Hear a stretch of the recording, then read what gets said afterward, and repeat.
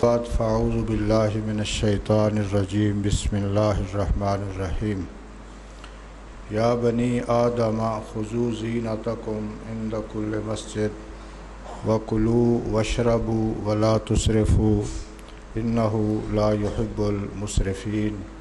صدق اللہ العظیم۔ آج ہم اللہ کی توفیق سے آداب نماز پر گفتگو کریں گے۔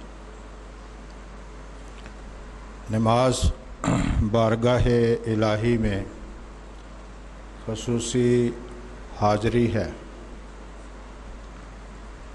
جس قدر آدمی اس کی حفاظت کرے، اس کے ظاہری باطنی شرائط کو پورا کرے گا، اسی قدر اسے اللہ کا قرب نصیب ہوگا۔ انسان کے ذہن میں جتنی کسی شے کی اہمیت ہو، اسی قدر وہ اس کو ذوق و شوق کے ساتھ ادا کرتا ہے، اور جب اہمیت نہ ہو تو پھر آدمی اسے غیر سنجیدہ لیتا ہے، لاابالی کرتا ہے، بے پرواہی برتتا ہے۔ چونکہ ہم نماز کو وہ اہمیت نہیں دیتے جو دینی چاہیے، تو پھر وضو سے لے کر سلام تک ہم اس کو غیر متوجہ ہو کر، بے پرواہ ہو کر، ایک رسم سمجھ کر، جیسے کوئی سر سے بوجھ اتارنے والی بات ہے، اس طرح کا تصور لے کر ہم نماز پڑھتے ہیں۔ نماز کی اہمیت کا اندازہ آپ حضرت شیر خدا رضی اللہ تعالیٰ عنہ کے اس قول سے لیں۔ وہ فرمایا کرتے تھے کہ اگر جنت میں نماز نہیں اور مجھے اللہ اختیار دے کہ علی تو جنت قبول کر لے یا مسجد، تو فرماتے تھے میں مسجد کو قبول کر لوں گا، کیونکہ مسجد میں نماز ہے، اور جنت میں اگر نماز نہیں تو میں نے اسے کیا کرنا۔ یہ شوق ہے نماز کے ساتھ۔ اور ہماری صورتحال کئی دفعہ میں نے آپ سے عرض کیا ہے کہ جو نماز پڑھنے والے ہم لوگ ہیں، جب وہ واقعہ معراج ہم سنتے ہیں کہ حضور علیہ السلام 9 دفعہ تشریف لے گئے تو 45 معاف ہو گئیں اور 5 رہ گئیں، اور آپ 10ویں دفعہ نہیں گئے، تو ہم سارے ہی پھر آپس میں مل جل کے بات کرتے ہیں کہ یار ایک چکر اور لگ جاتا نا تو مسئلہ حل۔ یہ ہم نماز پڑھنے والے کہتے ہیں۔ اس کا مطلب یہ کہ ذہنی طور پر ہم نے نماز کو قبول کیا ہی نہیں۔ یہ جملہ، یہ ڈسکس کرنا ہمارا، یہ ہمیں بتاتا ہے کہ ہم نے اب نماز کو، کیونکہ اگر ذہنی طور پر آدمی نمازی ہو تو وہ تو شکر کرے گا کہ 5 نہیں، اگر 50 بھی ملتی تو میں کوشش کرتا ان کو ادا کروں۔ تو اللہ کرے ہم ان چیزوں کو ذہنی طور پر، پھر نماز ہمارا شوق بن جائے۔ کسی بزرگ کا مجھے نام تو نہیں یاد، ہماری جو کتاب ہے نماز میں خشوع خضوع، اس بزرگ کا نام وہاں آپ کو ملے گا کہ ان کو سجدہ کا اتنا شوق تھا بارگاہ الہی میں کہ ان کی پیشانی کو دیمک لگ گئی۔ ہم تو پیشانی کو زمین پر لگنے ہی نہیں، ٹھونگے مارتے ہیں، ٹھونگے۔ ہماری نماز بھی کوئی کیفیت نہیں، لیکن کئی دفعہ میں نے کہا کہ ابھی یہ کھڑا ہوا بندہ، ہم ابھی سبحانک اللہ بھی پوری نہیں کرتے تو وہ رکوع کر لیتا ہے۔ پتہ نہیں کون اندر آپ نے مشین لگائی ہوتی ہے کہ جس سے جو فاتحہ بھی پڑھ دیتی ہے، یا کیا کرنا، اس ایسی نمازیں کیا کرنی۔ تو پھر وضو سے جس قدر میرے اور آپ کے ذہن میں ان چیزوں کی، یہ 5 وقت حضور علیہ السلام نے اس کو، اللہ اکبر، حضور نے نماز کو معراج قرار دیا۔ اب جس شخصیت کو نماز کی اہمیت کا علم ہے نا، بلکہ میرا خیال ہے آپ سب جانتے ہیں کہ یہ چیزیں حضور علیہ السلام نے امت کے لیے مانگ کر تحفہ لائی ہیں،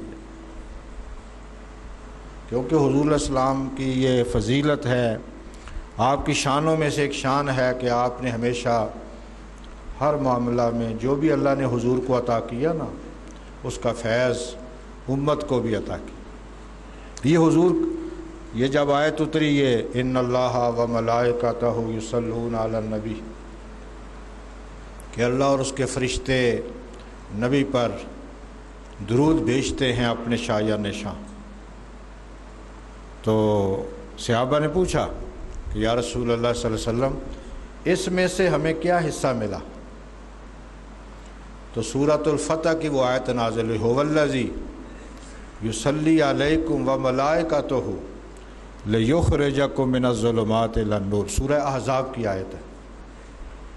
فرمایا اگر تم اس نبی کے بن جاؤ تو اللہ اور اس کے فرشتے تم پر بھی درود بھیجیں گے۔ اور حضور کا وہ ارشاد عالی تو آپ نے، میں نے سب نے سنا ہے کہ فرمایا اللہ نے مجھے یہ شان بخشا ہے، یہ شان بخشا ہے کہ تم مجھ پر ایک دفعہ درود پڑھو، میرا رب 10 دفعہ تم پہ سلام۔ اللہ اکبر۔ ہاں اس میں ایک فرق رکھا کہ جب اللہ حضور پہ درود بھیجتا ہے تو وہاں وہ صورت پھر نور علی نور بنتی، اور لیخرجکم من الظلمات الی النور، تم پر درود یہ ہے کہ تمہیں اللہ پاک تاریکیوں سے نکال کر نور کی طرف لاتا ہے، یہ فرق ہے۔ تو اگر آپ اہمیت سب سے پہلی چیز میرا یہ خیال ہے کہ ہمیں اسلام کی جتنی چیزیں ہیں ان کی اہمیت ذہن میں ان کو ہم پختہ کریں کہ یہ نماز بڑی اعلیٰ چیز ہے، جو کچھ بھی اللہ اور اس کے رسول نے ہمیں دیا ہے وہ ہم کوئی قیمت ادا کر کے حاصل کر ہی نہیں سکتے۔ مثلا وضو ہی ہے تو یہ ایک مثالی چیز ہمیں عطا فرمائی جس سے ہمارے گناہ جو ہیں وہ جھڑتے ہیں، معافی ملتی ہے۔